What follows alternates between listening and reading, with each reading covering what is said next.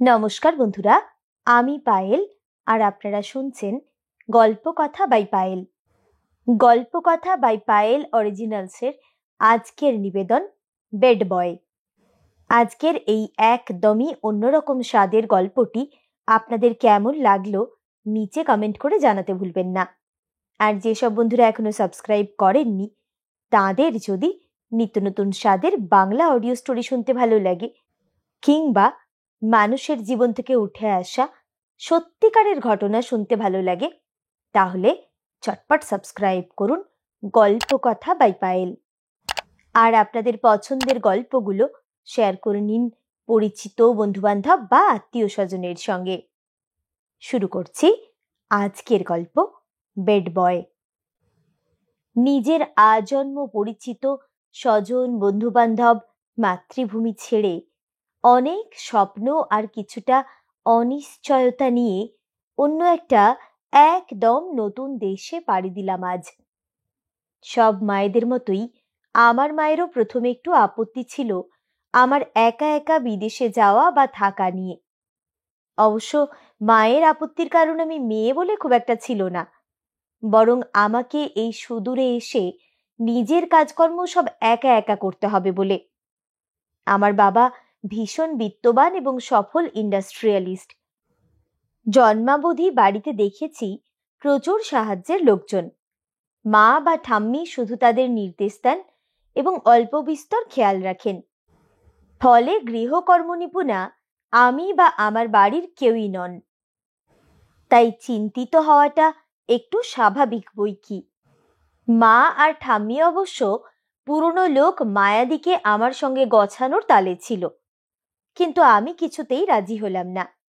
মাটিতে দাঁড়িয়ে জীবনটাকে একবার ছুঁয়ে দেখতে চাইলাম। বললাম, সুবিধে হলে তোমরা তো আছোই, তখন না হয় দেখা যাবে।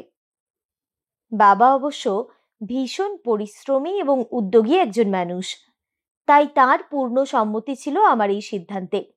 বলেছিলেন, মাহা ঠিক পারবে, ও আমাদের বাড়ির মেয়ে, আর আমরা কোনো অবস্থাতেই হাল ছেড়ে দিই না। যদিও বাবার মেয়ে হিসেবে আমি বাবার কোনো একটা অফিসে এমডি হয়ে বসতেই পারতাম, কিন্তু না, ছোট থেকেই সমুদ্র নিয়ে আমি অবসেসড ছিলাম, তাই সমুদ্র বিজ্ঞানকেই নিজের পড়াশোনার বিষয় হিসেবে বেছে নিয়েছিলাম।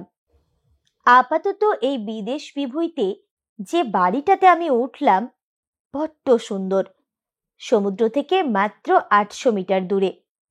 আমার কাজের জায়গাও পায়ে হাঁটা পথ। খাওয়া দাওয়ার একটু অসুবিধে হলেও চটপট নিজের কাজ চালানোর মতো রান্না শিখে ফেলেছিলাম। তবে আমার জীবনের এই সব ঘটনার কথা শুধু ভূমিকা। আমার জীবনের যে গল্প আমি এখন আপনাদের শোনাবো সেটা আমার একার নয়, সেটা বেড বয়ের গল্প। অবাক হচ্ছেন? সে আবার কি ভেবে? আমিও হয়েছিলাম যখন আমি প্রথমবার বেড বয়ের নাম শুনি। এখানে আসার পর কিছুদিন আমার দারুণ ভালো লাগছিল। নতুন অভিজ্ঞতা, নতুন জীবন, আর তার সাথে পুরনো একটা ক্ষত। হ্যাঁ, আর সেই ক্ষতটার নাম কৃষ্ণ, আমার বয়ফ্রেন্ড। এখন অবশ্য সে অতীত। নিজের মনের মানুষটাকে অন্য কারো সঙ্গে ভীষণ ঘনিষ্ঠভাবে বসে থাকতে দেখে ফেলেছিলাম। কানাঘুষো আগেই শুনেছিলাম। তারপর আর কোনো কথা, কোনো বিতর্কে না গিয়ে সরে এসেছিলাম। কৃষ্ণ একজন নামকরা ক্রিকেটার। আমি ওর কোনো রকম বদনাম হোক চাইনি। দেশ বিদেশে ও যথেষ্ট পরিচিত মুখ। ও অবশ্য আমার সাথে কথা বলতে চেয়েছিল, কিন্তু আমি আর ওকে কিছু বলার সুযোগ দিইনি। আমার বাবা আর ওর বাবা ছোটবেলার বন্ধু। শুধু বাবাকে বুঝিয়ে বলেছিলাম আমি কয়েক বছর একটু একা থাকতে চাই। বাবা বুঝেছিল। ছোট থেকেই বাবা আমার ভীষণ বন্ধু। যাক, সে কথা। আসল ঘটনায় ফিরি। এখানে আসার মাস চারেক বাদে আমি একদিন অনুভব করলাম আমি রাতে কিছুতেই ঘুমোতে পারছি না। অদ্ভুত একটা অনিদ্রা রোগ আমায় গ্রাস করেছে। ফলস্বরূপ আমার কাজকর্ম আমি ঠিকমতো করতে পারছি না। যত রকম চেষ্টা করা যায় সব করছিলাম, এমনকি ডাক্তারের পরামর্শ নিলাম, কিন্তু ঘুমের ওষুধে আসক্ত হতে মন চাইছিল না কিছুতেই। ছোট থেকেই নিয়মিত যোগাসন করা অভ্যেস আমার, কোনো কিছুতেই কিছু হচ্ছিল না। বুঝতে পারছিলাম যে আমার এই নির্ঘুম রাতের রোগটা ঠিকমতো সারাতে না পারলে আমি আমার কাজকর্ম ঠিকমতো এগিয়ে নিয়ে যেতে পারবো না। বাড়িতে জানাতে মন চাইছিল না, ওরা দুশ্চিন্তা করবেন বলে। ঠাম্মারও বয়স হয়েছে, যদিও তিনি শক্ত সমর্থই আছেন, তবুও। আমার দাদু ভাইও ভীষণ শক্ত সমর্থ ছিলেন, যখন একদিন দুম করে বিনা নোটিশে আমাদের ছেড়ে চলে যান। এত টাকা পয়সা, প্রতিপত্তি, চেনা ডাক্তার, কোনো কাজেই আসেনি। অফিসে আমি যাকে রিপোর্ট করি সেই অ্যানা কোরিয়ান মেয়ে, কিন্তু তার বড় হয়ে ওঠা লন্ডনে। অ্যানা একদিন আমাকে একটা ছোট ব্রেকে ডেকে বলল, মাহা, তোমার কি এখানে কোনো প্রবলেম হচ্ছে? তোমাকে দেখে বড্ড ক্লান্ত আর অসুস্থ লাগছে কিছুদিন ধরে। যদি কোনো প্রবলেম হয় আমাকে বলতে পারো। আমার এখানে প্রায় 8 বছর হয়ে গেল, হয়তো আমি তোমাকে কোনো হেল্প করতে পারি। আমি একটু কিন্তু কিন্তু করে তাকে বললাম আমার ঘুম না আসার কথাটা। এও বললাম এমন সমস্যা আমার কোনোদিনও সেভাবে হয়নি। তোমার কি কোনো মানসিক অস্থিরতা রয়েছে, বা ব্রেকআপ অথবা পারিবারিক সমস্যা? অ্যানা আমাকে জিজ্ঞেস করলো। আমি স্বীকার করলাম যে আমার কয়েক মাস আগে বহুদিনের একটা সম্পর্ক ভেঙে গেছে, কিন্তু তার জন্য এতদিন পরে কেন এরকম হবে? অ্যানা মুচকি হেসে বলল, মানুষের মন খুব জটিল ডিয়ার, আমরা নিজেকেই কি ঠিকমতো চিনি? আমার এক্স হাজব্যান্ড যখন আমায় ছেড়ে চলে যায়, আমারও এইরকমই একটা অদ্ভুত সময় গেছে। তারপর অবশ্য আমি আর বিয়ের দিকে যাইনি। আর তুমি হয়তো কারো কাছে শুনে থাকবে, now I am dating a doctor. ও বিয়ে করতে চায়, বাট আই ডোন্ট। কিন্তু সেই খারাপ সময়টাতে আমি একটা অদ্ভুত ধরনের প্রফেশনাল হেল্প পেয়েছিলাম। তুমি চাইলে আমি তোমাকে বলতে পারি। জানি না তুমি যেরকম জায়গা থেকে এসেছো সেখানকার হিসেবে এটা তোমার অদ্ভুত লাগতে পারে, কিন্তু জীবনের ওই মারাত্মক সময়ে দাঁড়িয়ে আমার জন্য খুবই হেল্পফুল ছিল ব্যাপারটা সেই সময়। আমি তাড়াতাড়ি বলে উঠলাম, কি উপায়, প্লিজ আমাকে বলো। অ্যানা তখন আমাকে বেড বয়ের সার্ভিসের কথা বলে। এরকম নাকি একটা এজেন্সি আছে যাদের কাজ হচ্ছে নিঃসঙ্গ মানুষকে সাহায্য করা, বিপদে হেল্প করা, এবং তাদের বিশেষ পরিষেবা হচ্ছে টিম বেড বয়, যারা ইনসমনিয়াতে ভোগা মানুষদের কোনো রকম ওষুধ ছাড়া ঘুম পাড়াতে পারে। যতদিন পর্যন্ত এই সমস্যা সমাধান না হচ্ছে তুমি সার্ভিস নিতে পারো। আমার ক্ষেত্রে আমি খুব তাড়াতাড়ি ফল পেয়েছিলাম। মাসখানেকের মধ্যেই আমি নিজে নিজে ঘুমোতে শুরু করেছিলাম। অ্যানা আমার চিন্তার মধ্যে বলে উঠল। সে আরো বলল, চিন্তা করো না বেশি, ওরা খুবই প্রফেশনাল। যদিও ওদের এক্সিকিউটিভ একজন পুরুষ, কিন্তু তুমি 200 ভাগ নিরাপদ। সে তোমাকে গ্লাভস ছাড়া টাচ করবে না কোনোভাবেই, এটা ওদের রুল। খানিকটা যেমন স্পা করাই আমরা, ওই ধরনের ব্যাপার আর কি। আর তুমি ঘুমিয়ে পড়লেই সে দরজা বন্ধ করে বেরিয়ে যাবে। ওদের এগ্রিমেন্ট ভীষণ নিরাপদ। তুমি ভেবে দেখো ভালো করে আজকের দিনটা। আমি তোমাকে কন্ট্যাক্ট নম্বর, ওয়েবসাইট সব দিয়ে দিচ্ছি। মন স্থির হলে যোগাযোগ করতে পারো। That will be helpful. আমি বাড়ি ফিরে এসে বারান্দায় দাঁড়িয়ে কফি খেতে খেতে অ্যানার প্রস্তাবটা ভাবছিলাম। সমুদ্রের দিক থেকে ভেসে আসা ঠান্ডা হাওয়ায় আমার গা শিরশির করছিল। পেট বয়, কি অদ্ভুত সার্ভিস! এরকম কোনো কিছু হয় আমি সত্যিই জানতাম না। আর আমি যতই আধুনিক পরিবারের মেয়ে হই না কেন, আর অ্যানা যাই বলুক, একটা পুরুষ রোজ রাতে আমাকে ঘুম পাড়াতে আসবে এই ফাঁকা বাড়িতে, আর আমি তার সামনে ঘুমিয়ে পড়ব, তারপর নাকি সে দরজা লক করে বেরিয়ে যাবে। সত্যিই কি ভরসা করা যায়? আর অ্যানা, তাকেই বা আমি কতটুকু চিনি? মাথাটা কাজ করছিল না। বারান্দার দরজা বন্ধ করে ঘরের ভেতরে এলাম। ঠান্ডা ক্রমশ বাড়ছে। নিজের জন্য একটু চিকেন কাবাব আর স্যান্ডউইচ বানিয়ে খেলাম বসে বসে। একটু বই পড়ার চেষ্টা করলাম, কিন্তু মাথায় ঢুকছে না কিছুই। আচ্ছা, বাড়িতে জানতে পারলে মা ঠাম্মি কোনোদিনও কি বুঝবে এই কথা? এমনকি বাবা? এই অতি আধুনিক সার্ভিস কি তাদের বুদ্ধিতেই কুলোবে, যেখানে আমি নিজেই ঠিকমতো মানতে পারছি না, কাটিয়ে উঠতে পারছি না আমার আজন্মের সংস্কার? খাওয়া হয়ে যাওয়ার পর ফোনটা নিয়ে নিজের অজান্তেই অ্যানার শেয়ার করা ওয়েবসাইটে ঢু মারলাম।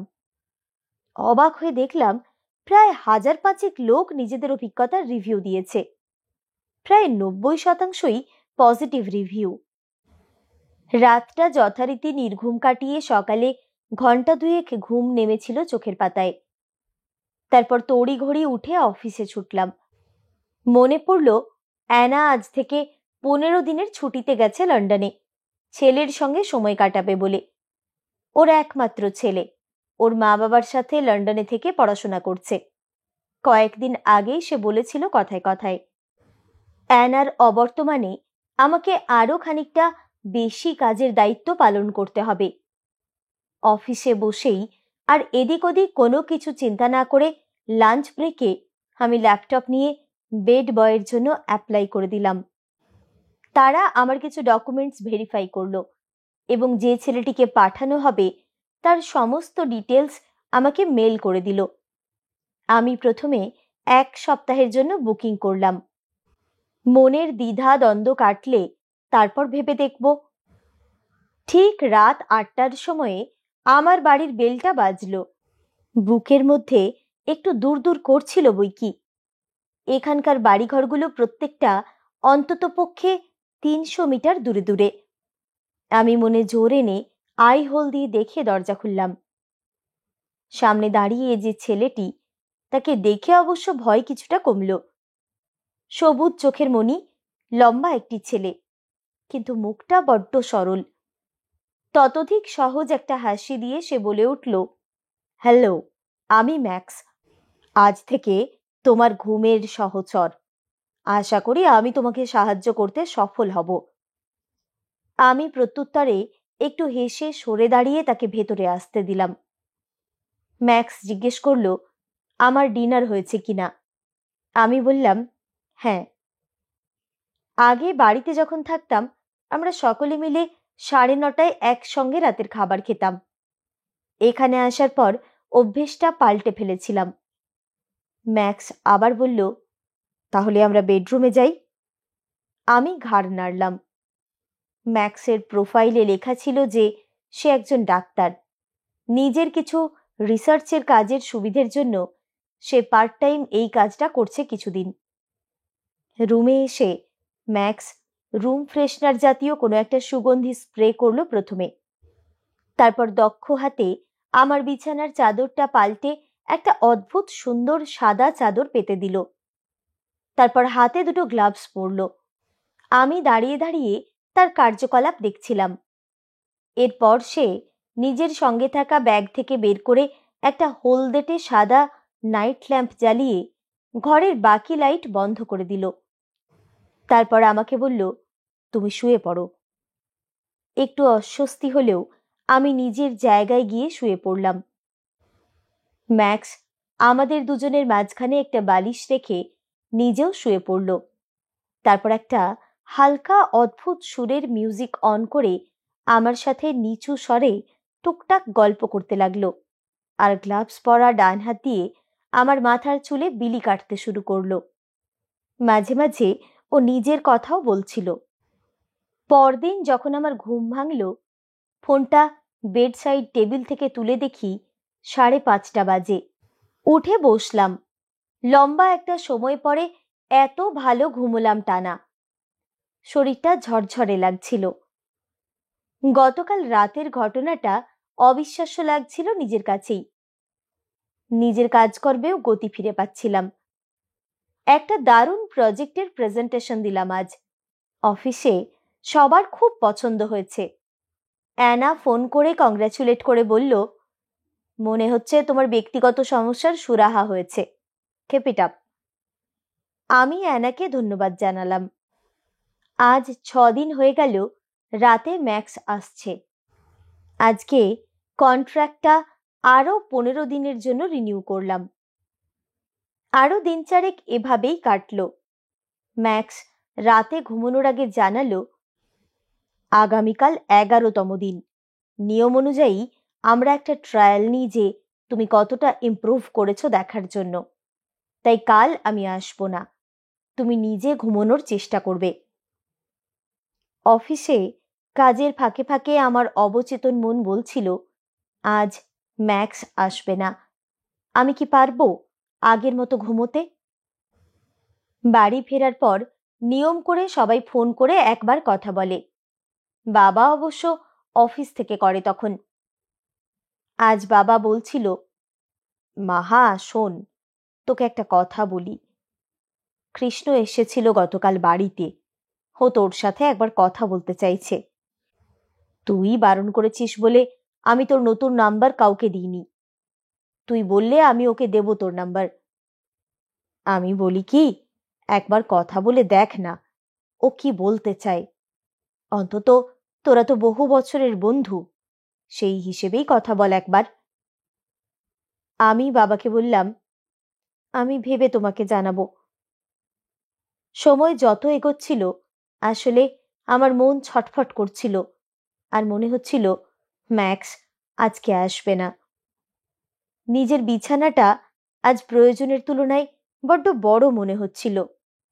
এই 10 দিনে ম্যাক্সের সাথে অনেক গল্প তো হয়েছে, তবে কোনোদিনই আমি আধ ঘন্টা বা 40 মিনিটের বেশি সময় জেগে থাকিনি গত 10 দিনে।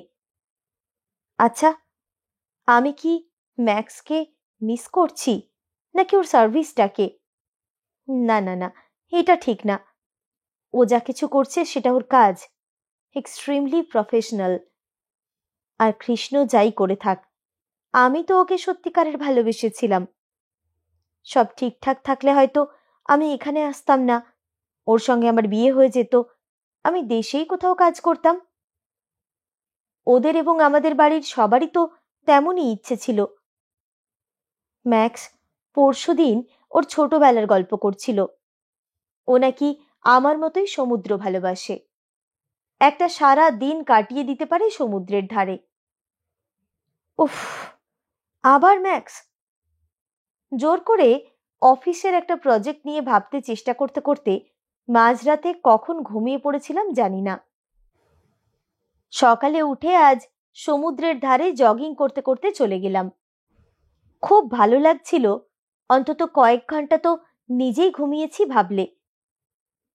অনেকটা দূরে দূরে ছড়িয়ে ছিটিয়ে গুটিকয় মানুষ রয়েছে বিচে। ছুটতে ছুটতে হঠাৎ থমকে গেলাম। দেখি বিচের ওপর উল্টো দিক থেকে ম্যাক্স ছুটতে ছুটতে আসছে। রাতের অন্ধকারে কালো জ্যাকেট পরা ম্যাক্সকে দেখে ওর এই ঝলমলে সুঠাম চেহারাটা আন্দাজ করিনি সেভাবে কখনো। ও আমাকে দেখে থমকে দাঁড়ালো, সুপ্রভাত জানিয়ে বলল, ঘুম হয়েছিল? আমি বললাম, হ্যাঁ, সারা রাত না হলেও ঘন্টা 4-5 তো ঘুমিয়েছি। ম্যাক্স উত্তর দিল, বাহ, কোম্পানির থেকে একটা ফিডব্যাক ফর্ম পাঠাবে, ওটা ফিল আপ করে দিও। আর খুব বেশি দিন মনে হয় না তোমার আমাকে দরকার হবে। এখন চলি, রাতে দেখা হবে। ম্যাক্স ছুটতে ছুটতে চলে গেল। কিন্তু ম্যাক্সের কথা শুনে আমার বুকটা কেঁপে উঠল কেন? তবে ভাবনা চিন্তার বেশি সময় নেই হাতে। অফিস আছে বলে আমিও বাড়ির দিকে পা বাড়ালাম। রাত্রিবেলা আমি ম্যাক্সকে জিজ্ঞেস করলাম, আচ্ছা, তুমি যে এই কাজটা করো, কোনোদিনও কারোর প্রতি আকৃষ্ট হওনি? ম্যাক্স হেসে বলল, নেভার।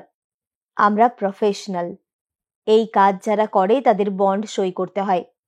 কাস্টমারের প্রতি আমরা কোনোভাবেই দুর্বলতা দেখাবো না। আর তাছাড়াও আমি একজন ডাক্তার, আমাকে বহু মানুষের সঙ্গে কাজ করতে হয়। দুর্বল হয়ে পড়লে কি কাজ করতে পারতাম? ইতিমধ্যে অ্যানা ফিরে এসেছে। তাই আমার কাজের চাপ একটু কম। ম্যাক্সের সাথে নতুন কন্ট্রাক্টটা শেষ হতে আরো 15 দিন বাড়িয়েছিলাম। সেই 15 দিনও শেষ হতে আর মাত্র 2 দিন বাকি। মাঝে আরো 2 দিন, ঠিক 11 দিনের মাথায় ম্যাক্স আসেনি। আমি সেই দিন দুটোতে ঘুমিয়েছি ঠিকই, কিন্তু অনুভব করেছি যে আমি ম্যাক্সকে তীব্রভাবে মিস করছি। আর এটা শুধু গত 1 মাস ম্যাক্সের ঘুম পাড়ানোর জন্য নয়, বরং তার প্রতি এমন একটা অদম্য আকর্ষণ বোধ করছি আজকাল, যা এত বছরে কৃষ্ণের জন্য ঠিক এভাবে করিনি।